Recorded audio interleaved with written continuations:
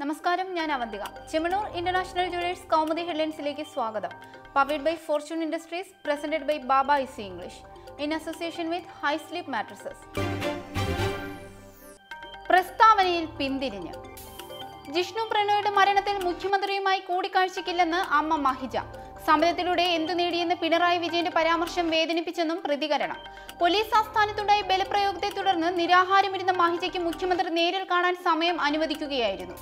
അതിനിടെ ജിഷ്ണു കേസിൽ ഉൾപ്പെട്ട മുഖ്യമന്ത്രിയെയും പാർട്ടിയെയും വിമർശിച്ച CPIക്ക് നാളെ CPM മറുപടി നൽകും.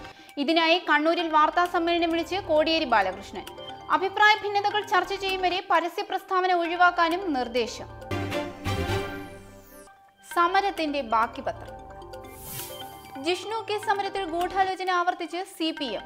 DGP ഓഫീസിന് മുന്നിൽ നടന്നത് ജിഷ്ണുവിന്റെ കുടുംബത്തിന്റെ മറപറ്റി LDF സർക്കാരിനെ അപകീർത്തിപ്പെടുത്താൻ ഗ്രാൻഡ് മാസ്റ്റർ ഡിസൈൻ എന്ന് കോടിയേരി. വിശദീകരണം പാർട്ടി പത്രത്തിൽ എഴുതിയ ലേഖനത്തിൽ. EMS സർക്കാരിന്റെ 60ാം വാർഷികം ആഘോഷിക്കുന്ന ദിവസം തന്നെ DGP ഓഫീസിന് മുന്നിൽ സംഘർഷം സൃഷ്ടിച്ചത് യാദൃശ്ചികമല്ല. ഇതിനു പിന്നിലെ രാഷ്ട്രീയ ഗൂഢാലോചന പല തലങ്ങളിൽ നടന്നിട്ടുണ്ട്. 5 വർഷത്തെ UDF ഭരണത്തിൽ 1 ലക്ഷത്തോളം LDF പ്രവർത്തകർക്കെതിരെ കള്ളക്കേസെടുത്തിട്ടുണ്ടെന്നും കോടിയേരി. അതേസമയം ജിഷ്ണു കേസ് സമരത്തിൽ ഗൂഢാലോചന നടന്നു എന്ന വാദം ആരും അംഗീകരിക്കില്ലെന്ന് രമേശ് ചെന്നിത്തല.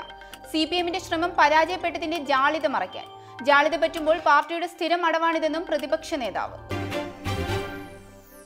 തിരക്കേറുന്ന തന്ത്രങ്ങൾ. സംഘടനാ തെരഞ്ഞെടുപ്പിന് പ്രഖ്യാപനം വന്നതോടെ തന്ത്രങ്ങൾ മെനയുന്ന തിരക്കിൽ കോൺഗ്രസ് സംസ്ഥാന നേതൃത്വം. പാർട്ടിയിൽ ആധിപത്യം ഉറപ്പിക്കാൻ ചർച്ചകൾ മുറുക്കി A ഗ്രൂപ്പും I ഗ്രൂപ്പും. തെരഞ്ഞെടുപ്പിന് പകരം സമവായം എന്ന ആശയം ശക്തമെങ്കിലും ഔപചാരിക ചർച്ചകൾ തുടങ്ങിയിട്ടില്ല. പാർട്ടി കേന്ദ്ര തെരഞ്ഞെടുപ്പ് കമ്മിറ്റി പ്രഖ്യാപിച്ച സമയക്രമം അനുസരിച്ച് അംഗത്വ വിതരണം പൂർത്തിയാക്കേണ്ടത് മെയ് 15 മുൻപ്. ഇരു ഗ്രൂപ്പുകളും താഴെത്തട്ടിൽ മത്സര സ്വഭാവത്തോടെ അംഗങ്ങളെ ചേർത്താൽ പാളിപ്പോവുക സമവായവാദം.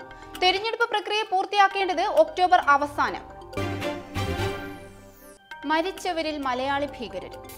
അഫ്ഗാനിസ്ഥാനിലെ IS കേന്ദ്രങ്ങളിൽ അമേരിക്ക നടത്തിയ ഏറ്റവും വലിയ വ്യോമാക്രമണത്തിൽ 36 പേർ കൊല്ലപ്പെട്ടതായി സ്ഥിരീകരണം. നൻഗർഹാർ പ്രവിശ്യയിൽ അമേരിക്ക പ്രയോഗിച്ചത് ബോംബുകളുടെ മാതാവെന്നറിയപ്പെടുന്ന ലോകത്തെ ഏറ്റവും ശക്തിയേറിയ ആണവേതര ബോംബ്.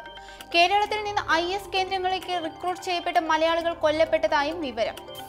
ആക്രമണത്തിലൂടെ അമേരിക്ക ലക്ഷ്യം വെച്ചത് പാക് അതിർത്തിയിലെ IS തുരങ്കങ്ങളെയും ഒളിച്ചിരിക്കുന്ന ഭീകരരെയും.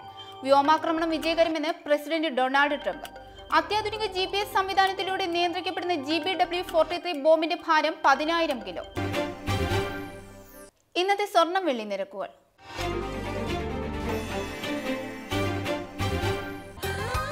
Dubai gold and diamond സ്വർണ്ണ വെള്ളി നിരക്കുകൾ നിങ്ങൾക്കായി അവതരിപ്പിക്കുന്നത് Dubai gold and diamonds, India, UAE, Oman, Bahrain.